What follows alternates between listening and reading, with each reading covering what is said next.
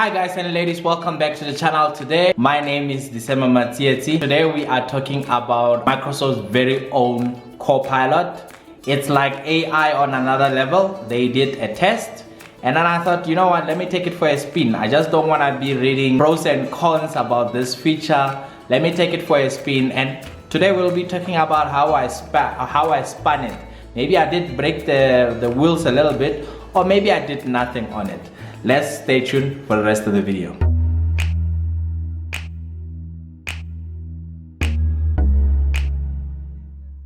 You remember a while ago we had some other news that Microsoft was doubling with OpenAI and they were going around what ChatGPT was going around, and they created something on their own. And my point of view was, if they can create something that integrates with already their Microsoft products, it could probably become, something that's quite useful and quite well. They launched what they call the new Bing. So it's the same as Bing. If you have never used Bing before, it's like a Google search bar, but it has not the same results as Google. So it doesn't hit as right. A lot of people probably don't use it.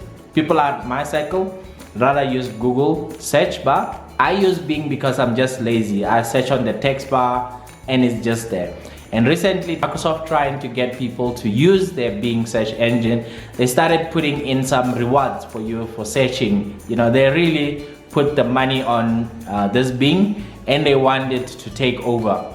If you are old school type of person, Bing is what used to be Hotmail, or I think it was Hotmail or Hot Search, Microsoft Hotmail or Hot whatever. That's what's been known as Bing. So from way back when we were battling between Hotmail and Yahoo, yes, it's from that time around. Right now, if you are on the Bing website, if you scroll up, you get something called the new Bing. Go into it, you answer a few terms and conditions, you agree that this is a test trial, stuff like that. Looks like this one has got recent data, because ChatGPT only had data up until 2018. This one has got the recent data, and I know about this because I did the search engine. Yeah, this is what the screen looks like. Well, this is the result screen. The first question that I asked was, do you know Disema Matieti? I was hoping for a no, but it looks like it knows me. So it goes around, it searches, and then it comes back with keywords. It says keyword Disema Matieti from the whole text that I wrote, do you know Disema Matieti? So it decides to go and pick up Disema Matieti, which is quite nice. And it goes back there and it says Disema is a senior strategy analyst at the university lecturer at University of Johannesburg, a master's student at University of Cape Town. And you can see in all of those things, it has some references. I know sometimes it gets things wrong. Maybe I don't work for that bank, maybe I work for another bank. It might get something wrong, but because it brings in a reference, it shows you where did it get it from. Where it says university lecturer at University of Johannesburg, it got that from ResearchGate, because I had some few papers that were there. It thought that I'm a lecturer. Maybe I did fill in to say I'm a lecturer, I can't remember. Master student should be a master's alumni from the University of Cape Town, because it did come through to say, we did find a dissertation paper and here you are, which is quite fair enough. He has over 15 years of experience in operations, finance, and strategy analysis, and he's passionate about development finance. He also runs a YouTube channel called Being an Analyst, where he shares his insights and tips on business analysis. Wow, that was like somebody else talking to me. But I don't know where it gets this thing from. Probably it was reading LinkedIn, because LinkedIn is owned by Microsoft. He is involved in various social initiatives such as mentoring students, working with women-led NPOs, and volunteering at his church. So you can see here below there, it has 2 out of 15 hits. Quite excited about the summary that he gave me about myself. If I want to, like I said, there's LinkedIn, there's ResearchGate, there's OpenUCT, and there's a few things that I can go into so that I can find references to this thing that is got. So far, I think it's okay. It wrote a quite nice summary of myself. Based on the previous answer, I gave it this question, and I said, can you suggest a business idea for Disema Matieti? You know what? It didn't. You can see the difference here. There was no search button. There was nothing that it went search for me and it came back the results, unlike the previous one. So this one, he just came straight with an answer. And the response time was quite quick. I wish you could write there to say the response rate was quite quick, like Google writes. And I like this because it says, I cannot suggest a specific business idea for the 7-month CSC as I do not know his personal preferences, goals, or resources. I like that. However, based on his profile and expertise, I can suggest more general ideas that he might be interested in exploring. It says 1. Consulting. He could leverage his skills and experience in business analysis, strategy, and development finance to offer consulting services to various clients such as SMEs, NGOs, government agencies, or academic institutions. Oh, that was a mouthful. Just on consulting. It says, go spread your wings, pick whatever you want. You can make it because you got the know-how to that. And one, he said, with education, he could create online courses or workshops on topics related to business analysis, strategy, development finance, or information technology. He could use his YouTube channel as a platform to promote his courses and teach a wider audience. Wow, this thing is getting there, eh? It looks like it's taking advice that it's online and it's throwing that to me. I was quite happy with this. I was quite like, wow, it does, you know, put it out there. I mean, it didn't say you can become a gangster, you can sell stuff online, get rich quick scheme, you can quit your job and start hiking for a living. I mean, it didn't say anything else like that, but it wrote stuff that are, you know, related to me. Then I gave it another one and I said, which of these areas do you think is the most profitable? I mean, I'm having fun here.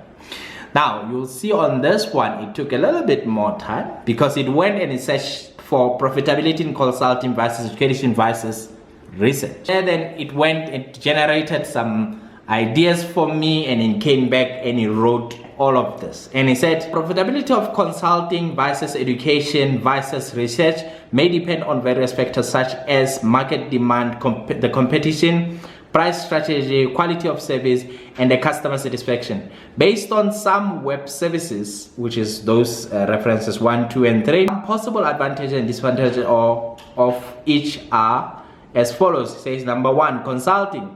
The consulting can be profitable if there is a high demand for specialized expertise and solution that can help clients achieve their goals or solve their problems. Consulting can also offer flexibility and variety in terms of projects and clients. However, consulting can also be challenging due to high competition, high expectation, tight deadlines, and uncertain income streams. Consulting may also require significant investment in marketing, networking, and reputational building. I think it had the formula to say, bring the advantages and also bring the disadvantages of that. And it also brought in, you know, something that you can look at. If I want to go to ResearchGate, I can go there. Branding Mag, I can go there and look much further. I think that was quite nice result, but I didn't stop there. I went further. I just kept on going. And I said, which area do you think is most suitable for the 7-month CSC? This one, it didn't think. The answer came quickly. It said, I cannot answer that question definitely. So it looks like, unlike the videos that we saw where ChatGPT was creating training plans for people and it was creating exam questions and answering for people, it looks like this one is trying to take a niche a little bit. You know, he doesn't want to do all the work for me.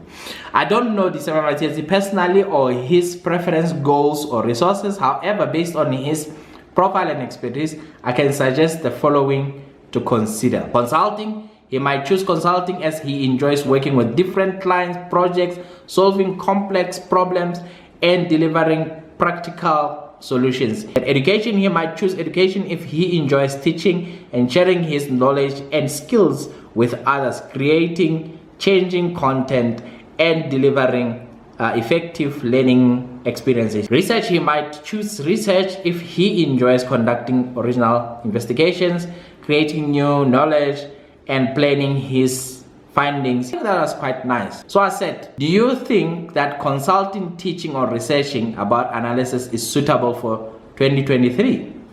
And it came back. I mean, this thing is quite amazing because every time you push it, you always come back with a closer answer. I don't know if you want to try it or you're just taking my word for it, but if you try it, quite awesome. Consulting, teaching, and researching about analysis will be suitable in 2023. Analysis is the vital skill for business or organizations that wants to make data-driven decisions, improve performance, and innovative solutions based on web sources. Some possible trends and opportunities for 2023 includes data analytics, I'm not gonna go through it, artificial intelligence and machine learning, agile methodologies, and all of that. But you can see here that it was writing stuff that could relate into me.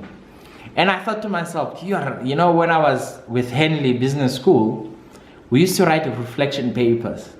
And this looks like a good reflection. I mean, it's already going to 1,500 words, just me reading these things. And I'm thinking you can just copy that and paste it and that's your assignment. But no, you can't do that. Because Turnitin, apparently, it has now no GPT function built into it. So if you just copy this thing that it gave, even if you type it yourself, you don't copy and paste. Because I used to think that other time that when they check plagiarism, they want me to copy and paste. And if I typed it myself to say, I was typing those words in the computer, we wouldn't check plagiarism. But it turns out that I was totally wrong. You'll still be flagged for plagiarism because this is not your work. But if you're just a bored person like me, sitting here in a computer and asking this thing within 20 minutes or whatever the case was, it has speed up all of these exciting things. You get excited, it gets a kick out of you. And it makes you think, maybe I wasn't wrong about doing that website of mine, being an analyst.co.za. If you haven't checked it, please go check it out. Maybe I wasn't wrong.